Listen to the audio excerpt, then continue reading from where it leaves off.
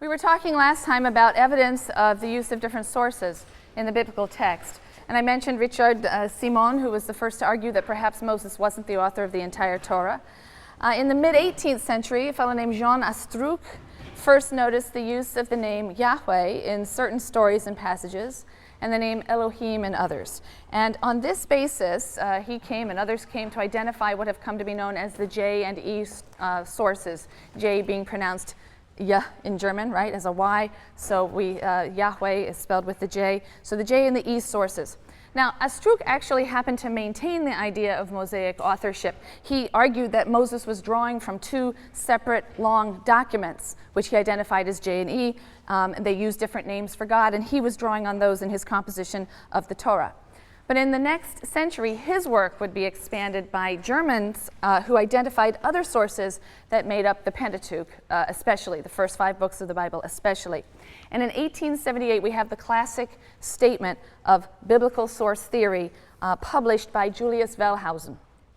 He wrote a work called The History of Israel, and he presented what is known as a documentary hypothesis. Now, you've read a little bit about this in your source readings, but it's the hypothesis that the historical or narrative sections of the Bible, Genesis, and stretching on really through 2 Kings, is comprised of 4 identifiable source documents that have been woven together in some way. And he argued that these documents date to different periods and reflect very different interests and concerns. These 4 prior documents, he says, were woven together by somebody or some group of somebodies to form the narrative core of the Bible. And Wellhausen argued that these sources, therefore, do not tell us about the times or situations they purport to describe, so much as they tell us about the beliefs and practices of Israelites in the period in which they were composed. This is going to be an important claim. This is an important predicate of the documentary hypothesis. So although the sources claim to talk about events from creation, actually, forward, Wellhausen says, no, they really can only be used to tell us about the beliefs and religion of Israel from the 10th century, which is when he thinks the oldest was written, and forward. Now, his work created a sensation. It undermined, of course, traditional claims about the authorship of God and the work of Moses. It's still disputed by conservative groups and Roman Catholic authorities, although Roman Catholic scholars certainly teach it and adopt it. The 4 sources that were identified by Wellhausen are, as I said, the J source and the E source, but also P, the priestly source, and D, which is primarily the book of Deuteronomy. Now, as I said, the first 2 sources are named because of the names of God that they employ. But it goes a little deeper than that. According to J, the knowledge of the proper or personal name, if you will, of God, Yahweh, begins with the first human, with the Adam. So already in Genesis 4, Adam seems to know this name and refer to God by this name. If we look at other sources, such as P and even E, Yahweh's name is not known to humankind until he chooses to reveal it to Moses, and this happens in the time of the Exodus. So in Exodus 6, verses 2 to 3, which is assigned by source critics to the P source, the priestly source, God appears to Moses and he tells Moses then that he is Yahweh. He says, I appeared to Abraham, Isaac, and Jacob, the patriarchs before you, as El Shaddai, but I did not make myself known to them by my name, Yahweh. So the P source has a different sort of theology, if you will, of God's name, or the revelation of God's name. And the same sort of thing happens in Exodus 3, verses 13 to 16, and that's assigned to the E source. So once you've identified rough blocks of material according to not just the name of the deity, but also their assumptions about when humankind knows the name of the deity, then you could analyze these blocks or chunks of text and begin to identify certain characteristic features, their style, the terminology they use. And source critics were able to come up with a list of what they believed were the main characteristics of the various sources. So the main characteristics of the J source, which begins with the second creation story. So the J source picks up in Genesis 2, verse 4, second half of verse 4. It is that it uses the personal name Yahweh for God from the time of creation, and that will be in your Bibles as Lord. It describes God very anthropomorphically. It's the J source that has God shut the door of the ark after Noah. It's the J source that has God smelling the sacrifice after the flood, the sacrifice that Noah offers. It's in the J source that God eats with Abraham and bargains with him. It's in the J source that God meets with Moses in this mysterious passage and tries to kill him one night. J has a very vivid and concrete earthy style. It uses the name Sinai, Mount Sinai, to refer to the place where the Israelites with Moses will conclude the covenant with God. As for the date, well, source critics felt that a clue to the dating of the J source could be found in the passage in which God promises a grant of national land to the Israelites. The boundaries of the land are given there as the river of Egypt, the Nile, and the Euphrates. And it was argued by some that those were basically the borders of the kingdom of Israel under David and Solomon. Think of 1000 as your date for David, and that's basically when the monarchy begins, all right? So the beginning of the 10th century, the argument is that under David and Solomon, the empire reached that boundary, and so clearly this is a writer from the 10th century who's seeking to justify Israel's possession of its kingdom from the river of Egypt to the Euphrates, and is presenting that kingdom as a fulfillment of a promise of land that God made to Israel's ancient ancestors. And for that reason, source critics thought, aha, J must date to about the 10th century, under the time of perhaps King Solomon. It also seems to reflect the interests of the South.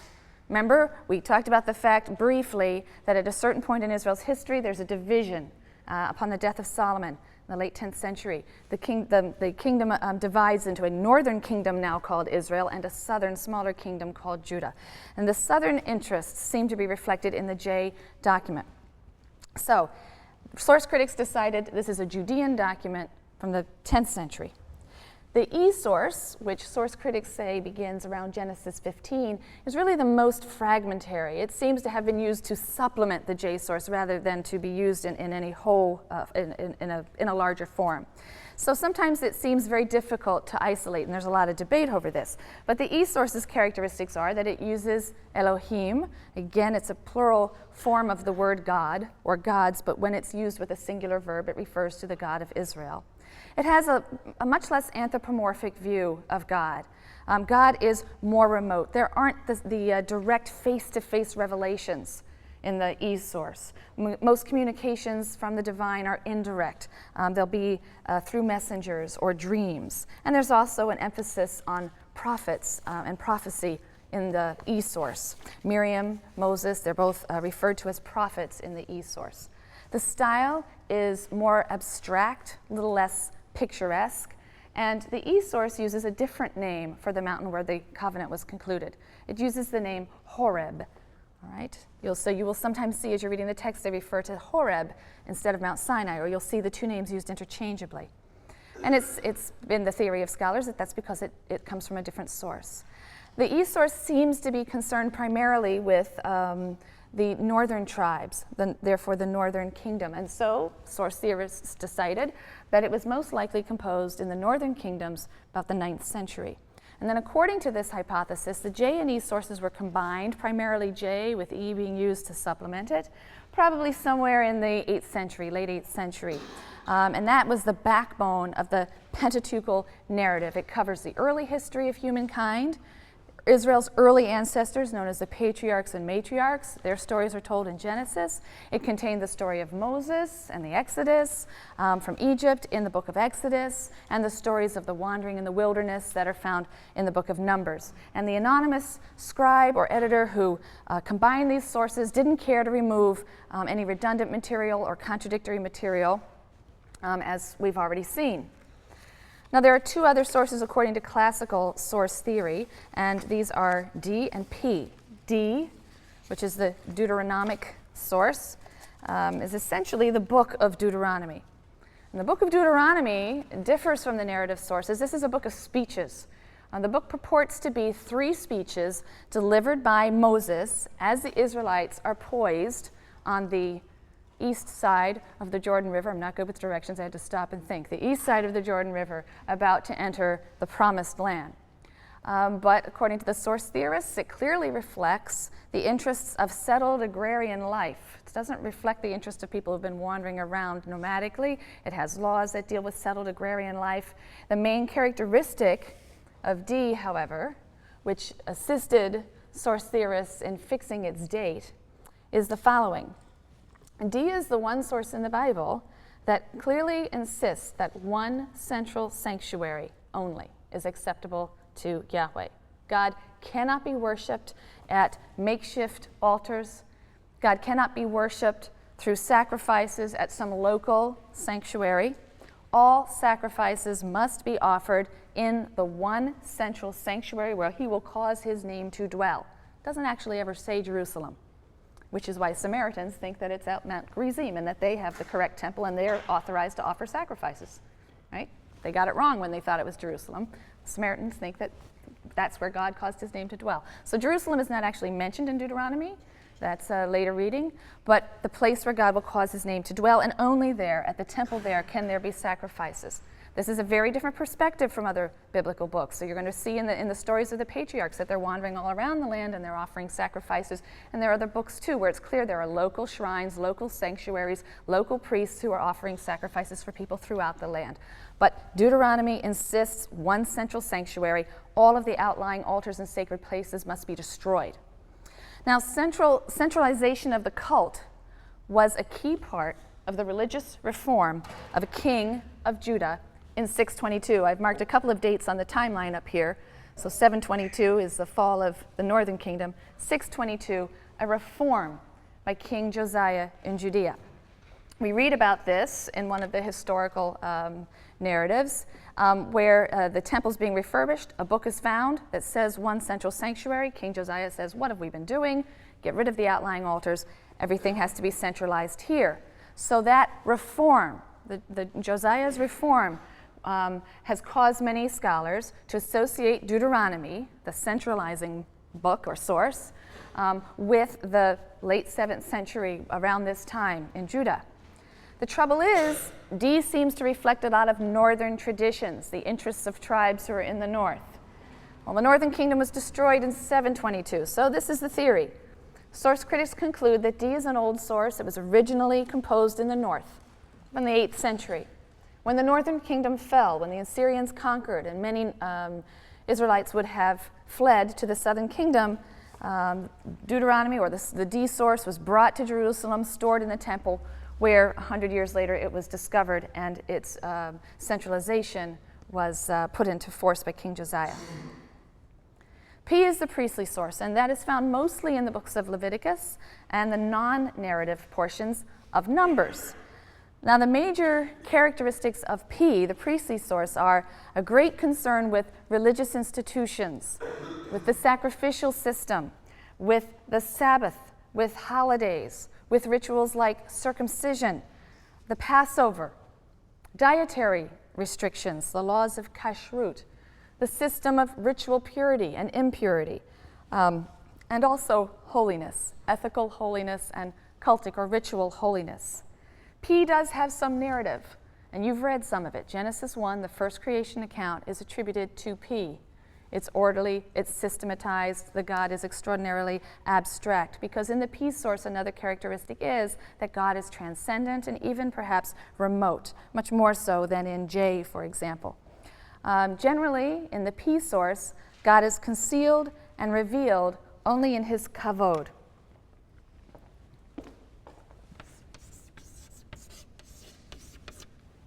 This is a word that's often translated as glory, but what it refers to actually is a light-filled cloud. God seems to be the burning fire inside this light-filled cloud. He travels before the Israelites in that form, leading them through the wilderness and so on. That seems to be in the P source. P is also interested in covenants, in censuses, in genealogies. All of those sections, very often that link stories, are attributed to the P source. And because P elements often serve that kind of function as a bridge between stories, or very often P sources seem to introduce a story or conclude a story, the source critics felt that priestly writers were probably responsible for the final editing of the Bible. bringing together J and E and D and adding their materials and finally editing the work. Now, Wellhausen dated the priestly source to the period, the exilic period, to the period after the fall of the southern kingdom in 586, when the Babylonians have taken many of the Judeans into exile in Babylon. So P, J, and the narrative parts of P, J, and E are continuous parallel accounts of the history of the world, if you will, from creation until the death of Moses. Source critics believe that they have a uniform style, uniform vocabulary, a uniform set of themes, and a chronological framework. So according to Wellhausen, and I've sort of schematized it chronologically for you up here, the priestly school drew together all of this older material, added some of its own editorial material, bridges, introductions, conclusions, inserted the large priestly documents of Leviticus and Numbers. And so the Torah, and they did this sitting in exile in Babylon, and so the Torah is really the result of 5 centuries of religious and literary activity. And this, of course, is a very, very different portrait from traditional claims about the authorship of the Pentateuch by one man, Moses, in approximately the 14th century BCE. There are different terms that we use to describe the modern critical study of the Bible in the late 19th century, as I've just described it. One term is literary criticism, because it proceeds by closely analyzing the literary features of the text, the terminology, the style, the motifs. But because the goal of this literary critical school was to identify specific sources, isolate sources, we also refer to it as source criticism. You'll see those terms used interchangeably in your literature. Today, literary criticism has a slightly different connotation from what it was in the 19th century, so people prefer the term source criticism, but you should know both are used.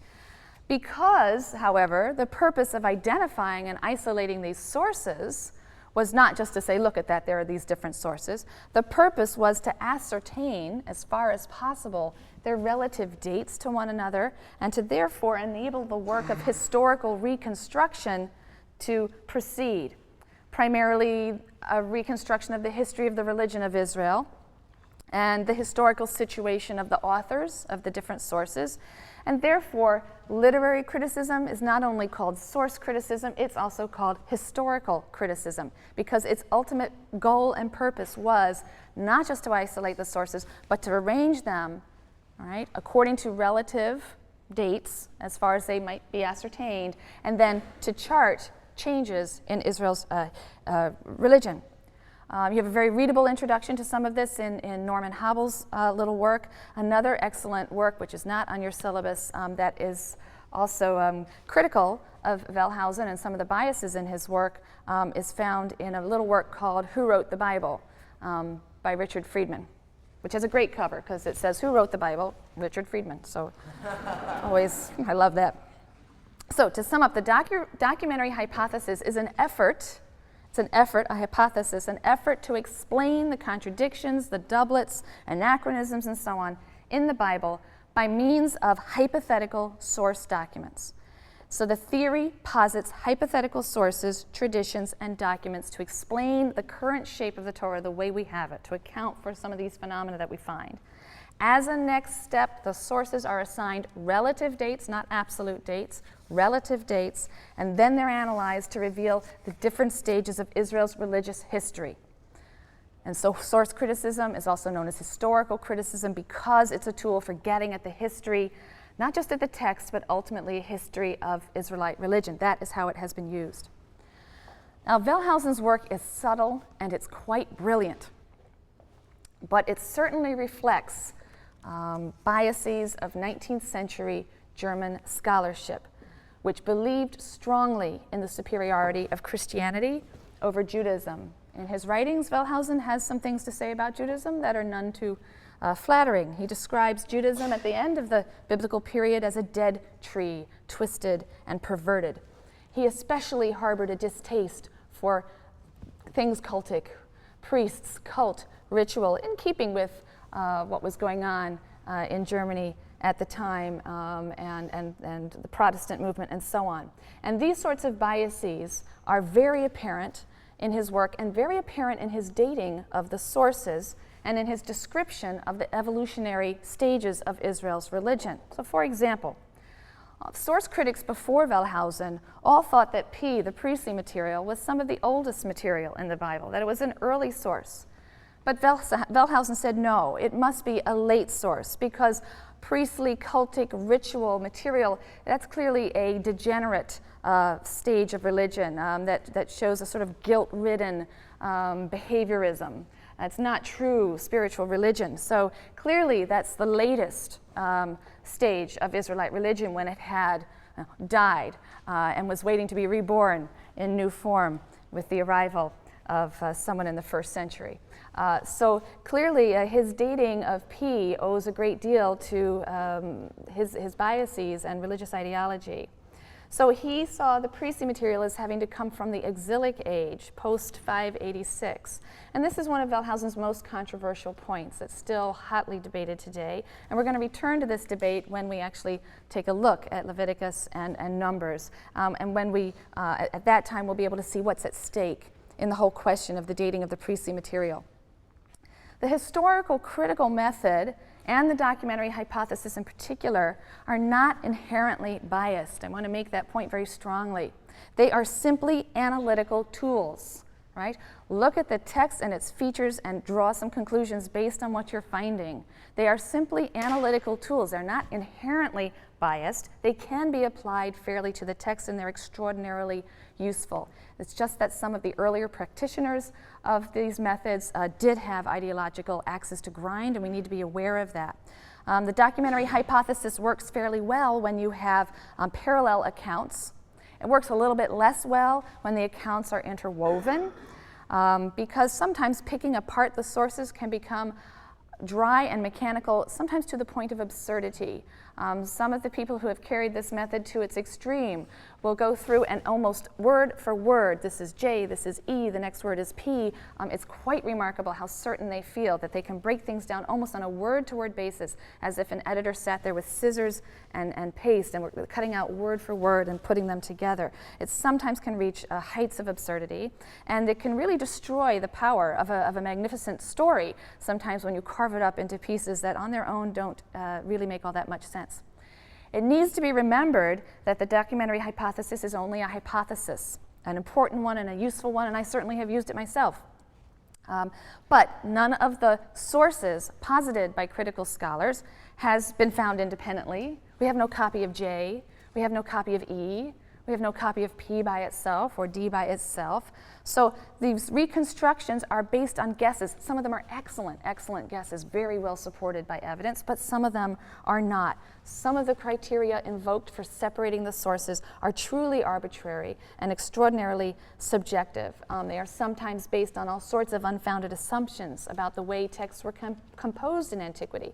And the more that we learn about how texts in antiquity were composed, we realize that it's perhaps not unusual for a text to use two different terms for the same thing within one story. Since we find texts in the 16th, 17th century BCE on one tablet using two different terms for a story, for two different terms to connote the same thing.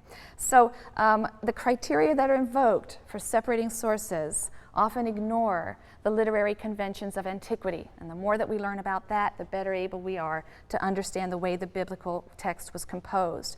Repetition isn't always a sign of dual sources. It often serves a rhetorical function. Variant terms aren't always a sign of dual sources. They may have a literary or aesthetic function. So while most biblical scholars today do accept some version of Wellhausen's theory, yes, we feel the Bible is composed of different sources, we don't always have tremendous confidence, though, in some of the finer details and conclusions of his work and the work of other scholars who followed after him. Some doubt the existence of E altogether. It is so fragmentary and so isolated. Others defend the antiquity of P. We'll be coming back to that. Others argue that everything's post-exilic. Everything's after the 5th century. It was written in the 4th, 3rd century in the Persian period. None of it comes from an older period. Scandinavian scholars, they're not enthusiastic about source criticism at all. The whole Copenhagen school of Bible scholarship many of them prefer to see the Bible as basically an oral narrative that just grew through accretion over time. So I did assign readings in the documentary hypothesis. It's extraordinarily important, but you do need to understand that it is one hypothesis, a major and controlling hypothesis out there, but it's not without criticism. Moreover, while it's a very important and worthwhile project to analyze the component sources and examine their specific concerns and contribution, and you'll see that I'm a very great fan of P, we must remember that whatever sources were woven together, they were woven together with great skill and care by a final redactor or redactors who wanted them to be read as a unity, and surely that must mean something. It must mean they can be read as a unity, and that's a challenge that's been issued to us. So the Bible can be read both analytically and synthetically. We need to combine an awareness of origins, right? Not gloss over the problems and the contradictions and say, well, we can resolve it by coming up with some strange scenario that makes both things work. Be aware that there are problems, contradictions, these derive from different sources, but also be sensitive to the artistry of the final composition. All right, and what does it mean that both of these elements have been retained here side by side? What is, the sum is greater than, what is the phrase? The whole is greater than the sum of the parts, right? So keep that awareness. And in the last 20 years or so, source criticism, actually 30 years or so, source criticism in the conventional sense of the analysis of documentary sources has been supplemented by other new and exciting methodologies in the study of the Bible, and we'll see some of those. I've also included as optional reading for you sometimes a couple of articles that have analyzed biblical stories. They're written by someone who thinks the documentary hypothesis just doesn't really help us out much at all. And she gives some wonderful, coherent readings of stories that argue this seam here or this contradiction here isn't a sign of a different source. It serves this literary purpose, that literary purpose. And I sort of put those in subversively for you to have a look at in your own time. They're brilliantly written, and they give you insight into the various ways in which we can read the text. But many of the alternative methodologies for studying the text do assume sources, even in some broad sense, if not all the details of Wellhausen's theory. So it's clear that a great deal of biblical scholarship owes its accomplishments and its theories to the work that was done by the source critics of the 19th century. I want to flip back to text for a moment before I return to talk about a whole sort of contradictory or set of methodologies or methodologies that pull in another direction. But first I want to get us up to the patriarchs and matriarchs where we're going to be starting off on Monday. We just have had a flood, and then we move into Genesis 10. And Genesis 10 contains a genealogical table of nations. In this table, peoples of various lands are portrayed as having descended from a common source, a common ancestor, Noah, through his three sons, Japheth and Ham and Shem. Shemites are said to descend from Noah's son, Shem. And the biblical text at this point is understanding humanity as basically sharing a common root, united by a common language. And the story that follows in Genesis 11 can be understood then as an etiological tale, right? A tale that comes to explain something. And this tale is coming to explain the diversification of language. When we look around, we see that, in fact, people don't seem to be that united and are, in fact, divided by their languages and so on. So how are we to account for the diversification of languages, the spread of different ethnic linguistic groups throughout the lands of the earth if we all come from one common creative moment, one common ancestor? So Genesis 11 explains that. And so the story is therefore going to act as a bridge between the first section of Genesis, which has a universal scale, a universal scope, and what happens in Genesis beginning in chapter 12, where we're going to focus in on one ethnic linguistic group and one land. And this story serves as the bridge, first of all, explaining how it is that a united humanity speaking a common language even becomes diversified linguistically and ethnically, to then focus in on one group and one land. Babel, pronounced Bavel in Hebrew, is Babylon. The tower in the story of the Tower of Babel is identified by scholars as a very famous tower, a ziggurat to Marduk in Babylon. The Bible's hostility to Babylon, after all, it's going to be the Babylonians who are going to destroy them in 586, But the Bible's hostility to Babylon and its imperialism is clear. This story has a sort of satirical tone. The word Bavel, means gate of the god, but it's the basis for a wonderful pun in Hebrew, which also actually happens to work in English. Babel, nonsensical speaking, all right, confusion of language, and I think there's obviously some onomatopoeic quality to Babel that makes it have that kind of a meaning both in the English and a similar word in the Hebrew. So this word can also, with a little bit of punning, mean confusion or confused language.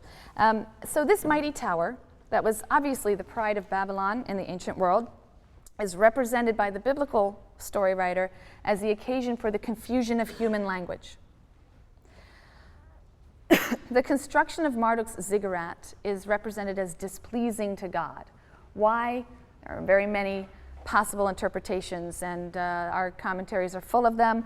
Some interpreters view the tower builders as seeking to elevate themselves to storm heaven by building a tower with its top in the sky. Others see the builders as defying God's direct order. Remember, God said, be fruitful and multiply and fill the earth, spread out and fill the earth. But these people are said to come together, right? They congregate in one place, and instead of spreading out, they're trying to rise high.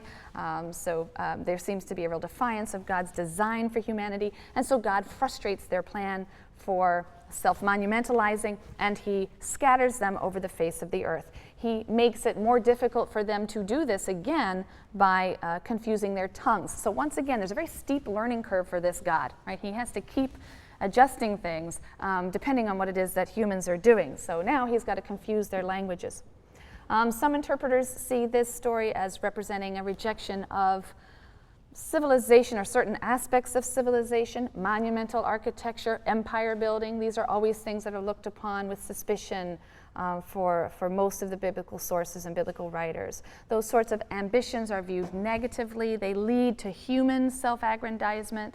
They are indicative of an arrogant sort of self-reliance that the prophets will certainly rail against, and in some sense a forgetting of God. So this is a time in which humans spread out, lose their unity, and this is also a time really where they turn to the worship of other gods.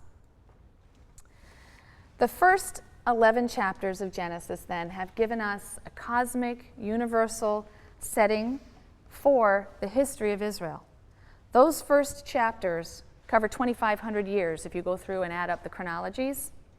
The rest of Genesis, Genesis 12 through 50, will cover just 4 generations. The generations of the patriarchs and the matriarchs. They will be Abraham and Sarah. Their son Isaac, his wife Rebekah, their son Jacob, his 2 wives, Rachel and Leah. I am leaving out other wives, but finally their children, 12 sons and 1 daughter. So God's focus has shifted dramatically. The text's focus has shifted dramatically. Why? When you get to the end of Genesis 11, you feel that God has been rather shut out.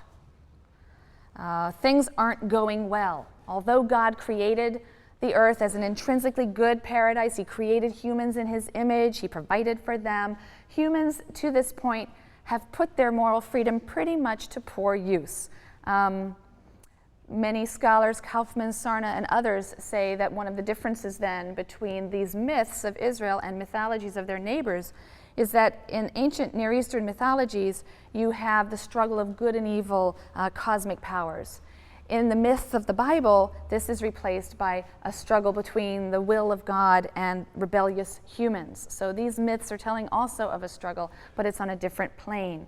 Adam and Eve, Cain, the generation of the flood, the builders of the Tower of Babel. God has been continually spurned or thwarted by these characters. So he's withdrawing his focus and is going to choose to reveal himself to one small group, as if to say, okay, you can't reach everybody, let me see if I can just find one person, one party, and start from there and build out. And so in Genesis 12, which begins the second stage of the Bible's historical narrative, we read that God calls to Abram to leave the land of his fathers and travel to a land which God will show him, right? Beginning a whole new stage of the biblical narrative. And we'll sense that there's a very different feeling when we get to Genesis 12. When you read that material, it will feel different to you. And because of that, we need to talk a little bit more about ways to read the biblical text, methods of criticism, and so on. In preparation for looking at the biblical narrative material that deals specifically with the Israelites, we need to think of or learn about some of the other critical methodologies that are used in biblical scholarship. And for a moment, we're going to adopt the role of historian. And I'm going to ask you to think like historians, whatever that might mean now and as we move into next week and look at Genesis 12 through 50. The source critical method we talked about today focuses on the hypothetical period of the compilation of the text, compilation of the 4 sources into the Torah. But later scholars began to ask, but what about the prehistory of those sources? What were the sources? Why should that be important? Remember that the source critics claimed and concluded that J, E, P, and D were written from the 10th to the 6th centuries, and the implication, well, actually not just the implication, the strong assertion of many of them was that despite the fact that they purport to tell of events prior to 1000, in fact, they're just not at all reliable for those periods. They were written centuries after the fact. We really can't know anything about Israel, Israel's religion, Israel's history, religious history before the 10th century. That was a very dissatisfying conclusion to many people, because the writers of J, E, P, and D probably didn't sit down at typewriters and just invent their documents out of whole cloth. Doesn't seem that that's the way these materials would have been composed. They didn't invent, probably, all of these cultic rules and ritual practices all of a sudden. It seems likely that they were drawing on older traditions themselves, older stories, older customs, older laws, ritual practices. And so scholars in the next wave of biblical scholarship began to ask a different set of questions. They became interested in asking, what materials did the compiler or the compilers of J or E or P draw on in the composition of those sources? Did they use more ancient materials? And if so, can we figure out what they were? And do they contain reliable traditions for an earlier stage? And if so, then maybe we do have access, after all, to information regarding Israelite history prior to the year 1000. And so suddenly you see an analytical approach to the Bible that's going to pull in the exact opposite direction from the classical source theory. And one of the leading scholars to take up this question was Hermann Gunkel, whose name is at the top over there. Gunkel had a great knowledge of the oral literature of other cultures, other nations, and that led him to ask, can we perhaps analyze these 4 literary source documents and figure out the pre-literary stages of their development? What went into their compilation and composition? And he found support for this idea within the Bible itself, because at times the Bible seems to name earlier sources quite explicitly. We don't have records of those sources anymore, but they seem to be named in the Bible. In Numbers 21:14, there's a little poetic excerpt that gives the boundaries between Moab and the Amorites. And it's quoted, and it says it's from the book of the Wars of the Lord. And it's quoted as if this is a source that the person is drawing on and using in the composition of his text. And it's quoted in a way that makes it sound as if the source should be familiar to the reader. We also have mention of something called the book of Yashar in Joshua. That's also quoted, Joshua 10:13, or in 2 Samuel 1:18, we have David lamenting, a very beautiful lament over the death of Saul and his beloved Jonathan. And it seems to actually be an epic song that recounts acts of Israel's heroes, and he's reciting that now as he laments over the death of these two. And so it seems to be an earlier source that's been put into the story of David and his lament. So it seems reasonable in light of the practices of other people, other ancient cultures and literatures, as well as some contemporary literatures. And it seems reasonable in light of the explicit citation of sources in the biblical text to suppose that, in fact, the 4 primary documents are themselves compilations from other source materials or drawing on written or oral material from an even earlier period.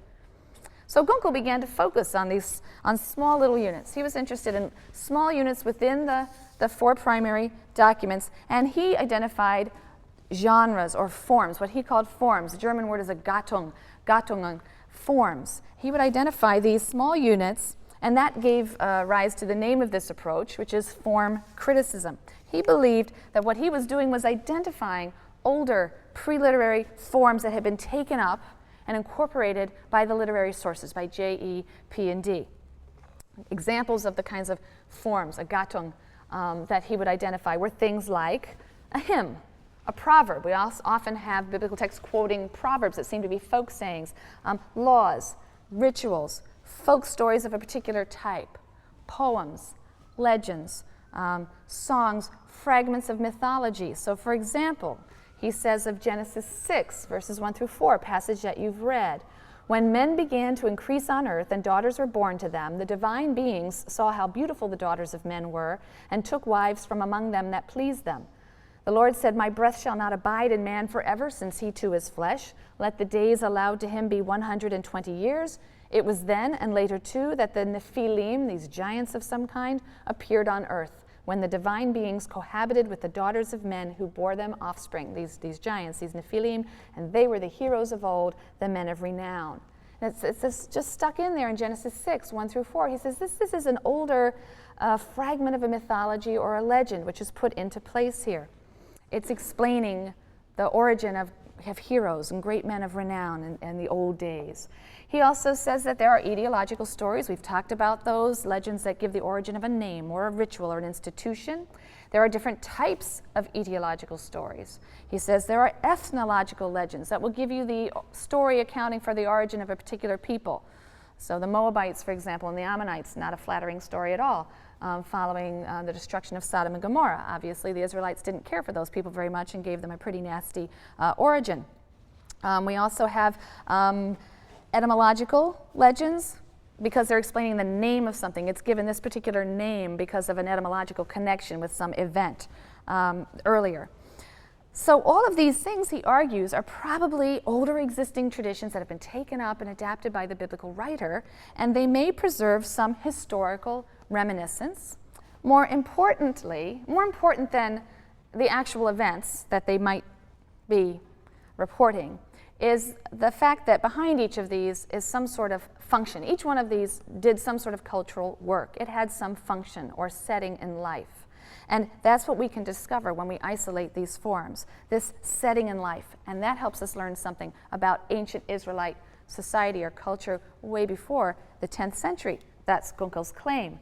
So form criticism wasn't content with just identifying these various types of material, these various genres. It asked, what was their function? What was their Sitz im Leben? What was their situation in life? Their cultural context? What does it tell us that we have a large number of liturgical texts? What does it tell us that we have a large number of texts that seem to point to some sort of judicial context? What does it tell us that we have a great deal of proverbs or sort of wisdom material in certain parts of the Bible that we might date to a certain time? What does this tell us about society and what people were doing? Growing out of form criticism is tradition criticism. And this is a type of criticism that focuses on the transmission of traditional material through various stages, oral stages and literary stages, until it reaches its present form in the text. Now, you can imagine, as a story is told and then it's retold, it is obviously changed and adapted. Tradition criticism looks at that. Looking at ancient Near Eastern parallels are very helpful. You can see how some of those motifs and themes were changed, right, in the process of being transmitted within Israelite culture and society, and again, to serve some sort of cultural function or purpose. So the present text of the Pentateuch obviously rests on a very, very long period of transmission, both oral recitation and transmission, very much like the Greek classics, Homer's classics, the Odyssey, the Iliad. They also had a long history of oral recitation and transmission and were transformed along the way. And tradition criticism likes to look at the way people receive traditional material, rework it in creative ways, and then adapt it to their own purposes and context and transmit it. Sometimes that process is reflected in the Bible itself. Traditions in one part of the Bible will be picked up in a later part of the Bible and written rather differently with a different point of view. So Deuteronomy, for example, recounts events that we've also read about in Exodus. And sometimes the differences are startling. Sometimes there are completely new emphases, and the story can come out to be a very, very different story. First and Second Chronicles are a retelling and a reworking of much of the material from Genesis through 2 Kings. And it tells that it cleans up a lot of the embarrassing moments. It presses its own themes in retelling those stories. Early laws are subject to reinterpretation. Ezekiel comes along and does some interesting things with some of the legal material that we find in Leviticus. This is all the kind of thing that tradition criticism looks at. Tradition criticism wants to uncover the changes that occur in the transmission of traditional material. It's already happening. We can see it within the Bible, and the assumption, therefore, is that it happens before the material even gets into the Bible. Perhaps we can figure some of that out. And it's a process that also aids in historical reconstruction. So you can see after classic source criticism, which came along and sort of leveled people's interest in anything before the 10th century and said all we have are these written accounts that reflect the biases of the people at the time who wrote them, you then have a rise of types of scholarship that say we're not satisfied with that. That's not really how literature works. People don't sit down and invent things out of whole cloth, particularly material of this type. It clearly has a history. They're clearly drawing on sources, and maybe we can use analytical tools to figure out something about the period that you might think would be lost to history. So these types of criticism are emphasizing the real-life historical setting of the materials that are in the biblical sources, their relationship to the wider culture. That's something that earlier source criticism didn't care too much about. All of these analytical modes of studying the Bible, by analytical I mean sitting down and analyzing the features, the literary features of the text and drawing conclusions from them. All of these modes of examining the Bible, most of them developed by German scholars, can be contrasted with a North American tradition of scholarship which emphasized the correlation of biblical and archaeological data. I've written the name Albright. William F. Albright was a leading scholar of the American School of Biblical Studies, and he was an expert in the fields of Palestinian archaeology and Assyriology. He focused on illustrating the Bible with the ancient Near Eastern sources that at that time were newly coming to light, archaeological findings, and his argument was, and it's an argument that's to a large degree not accepted anymore, but his argument at the time was that archaeology supported the basic historicity of biblical tradition. And there are some definite problems, however, with viewing the Bible as history. There are certainly problems with chronology. It's hard to pin down dates on a lot of things. Many of the events were given more than one date. A lot of the numbers, the Bible tends to use ideal numbers. It tends to use fives and multiples of fives or multiples of 5 plus 7. You have 10 generations from Adam to Noah. You have 10 generations from Noah to Abram. These things begin to raise suspicions. We have suspicious repetitions of events, things that happen to 2 or more of the patriarchs. Twice Abraham goes into foreign territory and tries to pass his wife off as his sister. Isaac does the same thing. Are these 3 versions of one basic tradition that got assigned to different patriarchs? Are we supposed to think of these as representing 3 separate historical incidents? What's the likelihood of these things happening? Is that historically reasonable? So there are lots of reasons to feel that biblical chronologies of the patriarchal period are not accurate historical records. I use that phrase with some timidity. But in the 20th century, scholars of Albright's school argued that many of the traditions in the book of Genesis contained authentic reflections of the historical period they claimed to deal with. And they cited a number of considerations. So we'll take those up on Monday, but I would like you, as you read Genesis 12 and forward and think about that material, I'd like you to ask yourself, is this historical writing? By what criteria do I judge historical writing? What do I think historical writing is? What makes some writing historical? What makes other writing fictional? Where do we get these genres from? Why is it so important to us to figure out what this is? Think about some of those issues, and we'll talk a little bit more about that as we turn to the text in Genesis 12.